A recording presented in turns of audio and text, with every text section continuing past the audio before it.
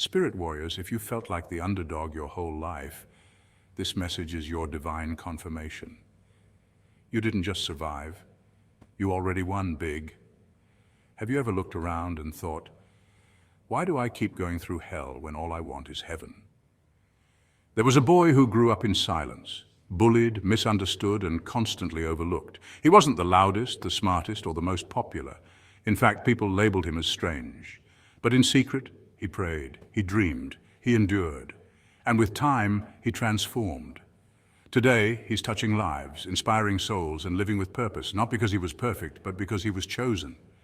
That boy was you. That girl was you. That spirit warrior, definitely you. The enemy didn't see your resilience coming. Life threw its worst at you, and you still came out shining. You already won, not when you got the money, not when you got the house, but the moment you chose light over darkness. That's your victory. But what are the undeniable signs that you've already won big in the spirit realm? What are the clues the universe has been dropping at your feet while you were too busy surviving to notice? Victory is not always about applause. Sometimes it's about the silence that follows after the storm has passed and you're still standing. So, spirit warriors, don't blink, don't scroll, don't miss the signs.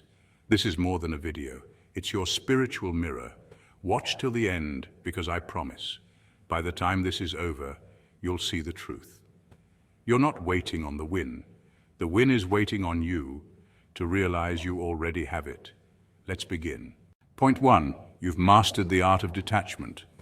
Chosen ones, your ability to let go is your loudest flex, not in an arrogant way, but in a deeply spiritual, soul-assured, I've outgrown the games kind of way. You no longer chase after people like they hold your worth in their hands. You don't beg for validation or twist yourself into knots to be accepted. You used to cry over people leaving, wondering what you did wrong, questioning your worth. Now, you hold the door open with a smile and say, take care. That, dear earth angel, is what real growth looks like.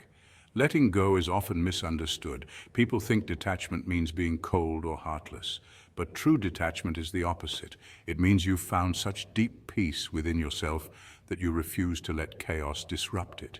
You don't detach because you don't care. You detach because you care too much about your energy, your purpose, and your alignment with God.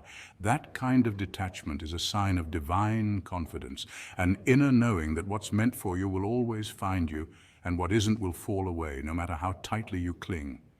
Psychologically speaking, this is called secure attachment, a state where you no longer react out of fear, but respond from a place of wholeness. People who ghost you, play mind games, or withhold affection no longer trigger you like they once did. You don't go Scooby-Dooing through the shadows trying to figure out what happened. You simply release, and that's powerful, because in a world where most people are still begging for crumbs of attention, you've chosen to feast at the table of self-respect. Spiritually, this is also huge. You're no longer stuck in karmic loops, those cycles of repeating the same lesson over and over because you won't let go. That one toxic friend, the emotionally unavailable partner, the job that drained you, once upon a time you clung. Now you trust, you release, you walk away with grace, and that is spiritual mastery. So yes, chosen one, when you can let go without bitterness, without chasing, and without shrinking your light, you've already won. Not in material wealth, not in applause, but in the richness of your soul's evolution, that peace you feel, that quiet strength. That's God saying, well done, my child. Point 2, you're comfortable being misunderstood. Oh, this one's juicy indeed. Let's unwrap it. You've stopped bending over backward trying to explain your essence to people who've already made up their minds about you. And that, dear soul, is freedom. It's a powerful, almost rebellious act of spiritual self-respect. See, some people are not confused. They're committed to misunderstanding you. They don't want to know the real you because the real you shines a little too brightly for their comfort. Your energy, it's not meant to be explained. It's meant to be experienced. And when people can't grasp your frequency, it's not your job to translate your soul in a language they refuse to learn. You're not rude, you're just real.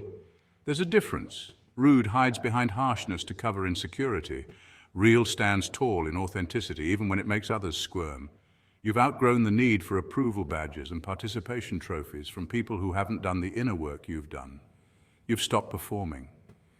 You're no longer dimming your light to make others feel comfortable in their shadows. You've aligned. You've elevated. And trust me, that energy speaks before you even say a word.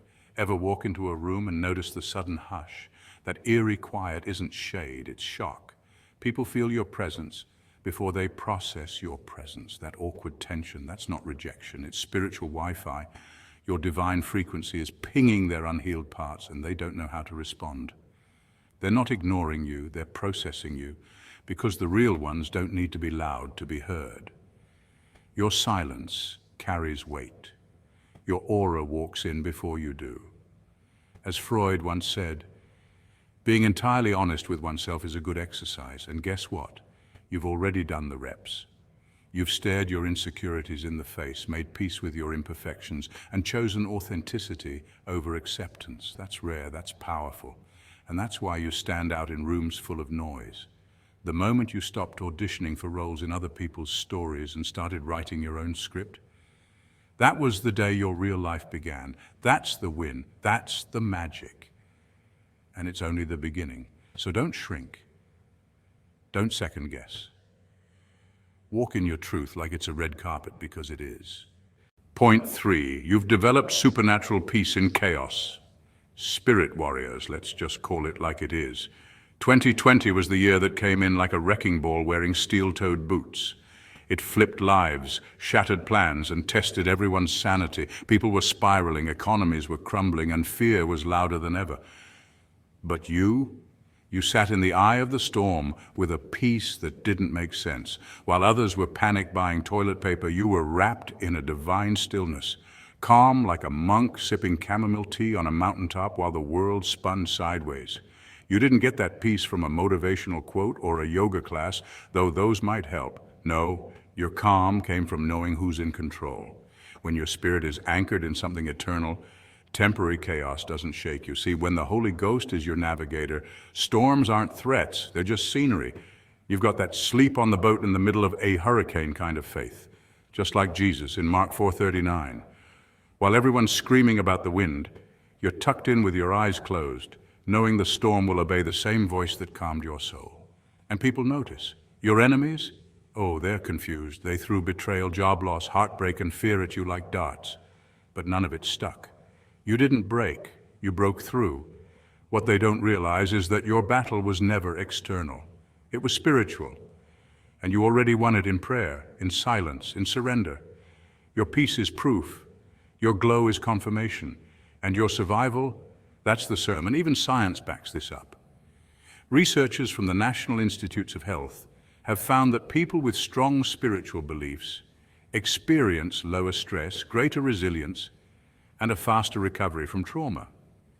That's not just faith, that's divine design. So when folks whisper, why isn't she breaking down? The real answer is because God already built her up. You've walked through fire and came out smelling like praise, and now your strength is a mystery to those who tried to tear you down, but don't explain it to them, just keep rising. Let your peace confuse the enemy. Let your survival be the clapback. Because when God's steering the ship, the storm isn't the end of your story, it's the beginning of your testimony, of your... Point 4, you are a magnet for truth, even if it hurts. Let's get real for a second. Truth isn't exactly popular these days. It's raw, unfiltered, and often inconvenient. That's why most people flinch when they see it coming, but not you. While others dodge honesty like it's a bullet, you stand still and stare it down. You don't crave sweet nothings or pretty lies. You crave divine downloads, that soul-level, spiritual clarity that cuts through the noise like lightning. You're not interested in fluff. You want the facts, the feeling, the frequency. Hard conversations. You don't shy away. You walk straight into the fire. Why? Because you know healing doesn't happen in comfort zones. It happens in confrontations. It happens in that gritty, uncomfortable space where illusions die and truth is born. And you're a midwife to truth. You confront to heal, not to hurt. You bring things into the light, not for drama, but for transformation. That's real elevation. And let's talk about that spiritual X-ray vision you've developed. People think you're being cold or suspicious, but let's be honest, it's discernment. You're not paranoid, you're perceptive. You spot fakeness a mile away. You can feel the difference between genuine energy and a performance dressed up in false positivity. Whether it's a fake friend trying to ride your wave, a too-good-to-be-true opportunity that smells like manipulation, or faith that's more performance than practice. You see it. And once you see it, there's no unseeing it. You've come too far and seen too much to be fooled now. That's why you're not chasing circles that keep spinning. You've broken free from the hypnotic loop of illusion. You no longer fall for the highlight reels or the glittery distractions. You've tapped into something deeper, a sacred awareness, the kind that makes you move differently, speak differently, and live differently. Let's call it what it is. You're not woke in the trendy, shallow sense. You're awakened. And that awakening, it's costly. It'll isolate you, it'll challenge you, but it'll also liberate you. Because once you've tasted the truth, you can't go back. You're on a whole new level now, and you're not coming down. Keep seeking, keep discerning, keep shining. Because truth doesn't just set you free, it makes you unstoppable. Point 5, you keep getting back up. Let's not sugarcoat it. Life didn't just knock you down, it tried to bury you. And not just once, you faced betrayal that shook your soul, disappointments that drained your spirit, and heartbreaks that left you questioning your worth. But like clockwork, you rose again and again. You've been your own miracle, your own Lazarus, resurrecting not just your hope, but your entire purpose. The world may have thought you were finished, but God had other plans, bigger, brighter, and bolder. Each time someone counted you out, thinking you'd stay down for good, the divine marked your name with intention. You weren't just surviving, you were evolving. While others saw your silence as surrender, God saw it as strategy. And now the very people who dismissed you are squinting through binoculars, trying to catch a glimpse of your glow-up. You went from overlooked to undeniable, from underestimated to unforgettable. But what's even more powerful than your comeback is how you transformed in the process. You didn't let pain harden you. You let it teach you. You didn't just heal, you alchemized. Trauma didn't break you, it refined you. Like gold forged in fire, you became something stronger, purer. Every scar on your heart is now a badge of wisdom. Every tear you cried watered the seeds of your resilience. And the fact that you're still here, still loving, still giving, still believing in goodness despite everything, is not just inspiring, it's supernatural. That kind of perseverance is rare. That's not just a win, that's a divine knockout punch. That's the type of comeback that makes heaven clap and your enemies choke on their own doubt. Science even backs this resilience. Psychologists call it post-traumatic growth, the phenomenon where people emerge from suffering not just healed, but deeply transformed. You embody that. You're proof that setbacks can be setups and rock bottom can be the bedrock of your rising. So walk tall, not in arrogance, but in holy confidence. Because while life tried to write you off, you picked up the pen and rewrote the narrative. You didn't just rise, you ascended, and you did it with grace, grit, and a light so bright it blinds the very ones who once dimmed your name. Point 6, you inspire others without even trying. Have you ever found yourself in a grocery store line or sitting at a bus stop and suddenly a complete stranger starts pouring their heart out to you, telling you things they haven't even told their closest friends? It might feel random, even strange, but here's the truth. That's not a coincidence. You, dear one, carry something unseen but deeply felt. Chosen ones are often anointed with a spiritual presence that speaks louder than words. It's a divine frequency, a quiet power that others naturally recognize. Even if they don't understand it, there's something about your aura that makes people feel safe, heard, and seen, even when you haven't said a word.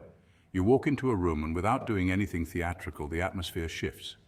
That's spiritual authority. You post a simple thought online and suddenly you're flooded with DMs like, "This hit home," or "I needed this more than you know." It's not about how many followers you have. It's about the depth of the connection you create. And let's be clear, you're not chasing fame, you're chasing faithfulness. You're not looking to be worshipped, you're looking to walk in purpose. People mistake your humility for mystery, but it's actually clarity. You know who you are, and more importantly, whose you are. You're tuned into something higher, and that clarity has a glow.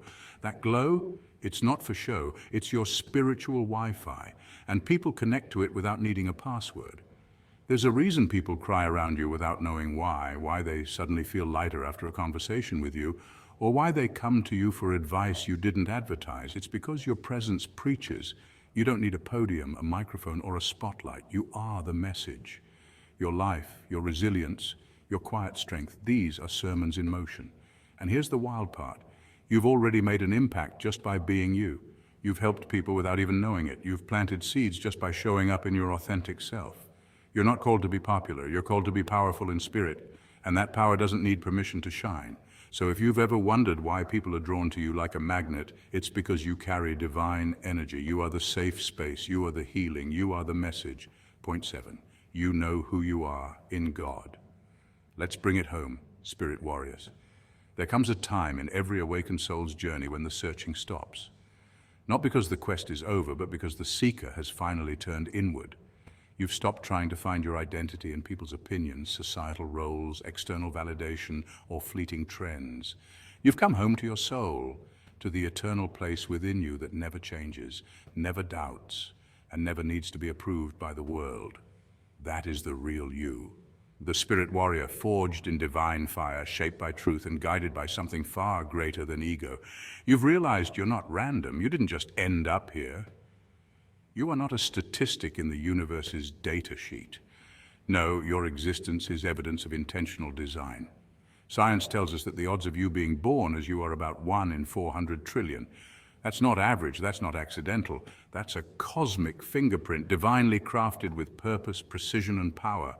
You're walking proof that the Creator doesn't do copy-paste. You've been tested spiritually, emotionally, mentally, maybe even physically. The dark nights, the lonely roads, the misunderstood moments. But what's beautiful is that through it all, you never lost your essence. You bent, but you didn't break. You wept, but you didn't quit. You questioned, but you didn't forget who walks with you. Even when you walked alone, you were not alone. The divine presence walked beside you, whispering, "Keep going. You're almost there." And now, here you are standing in your knowing, that sacred inner knowing that doesn't scream but speaks with a quiet authority. I know who I am. That's more than self-confidence, it's spiritual confidence, the kind that doesn't need an audience or applause. It's the peace that surpasses understanding, the inner yes that aligns with heaven's own affirmation. When you say, "I know who I am," heaven doesn't hesitate, it thunders back, "Yes, you do." So keep rising, spirit warrior. Let your life be a reflection of the divinity you carry. You are no longer defined by pain or praise. You're defined by purpose. And that divine assignment, it's not just calling you, it's crowning you. Spirit warriors, this isn't just motivation, this is confirmation. You've already won because you didn't quit. You kept your heart pure, you kept showing up. You chose purpose over popularity. The world may not give you a trophy, but heaven already gave you a crown. Don't wait to celebrate when the blessing lands. Celebrate now, because walking in your truth is the blessing. Say it with me. I already won big because I chose the light, I honored my soul, and I never gave up on God. And if that doesn't sound like victory, I don't know what does. Until next time, stay glowing, stay grounded, and stay awake on your spiritual journey. Peace and power, chosen ones. You've already won.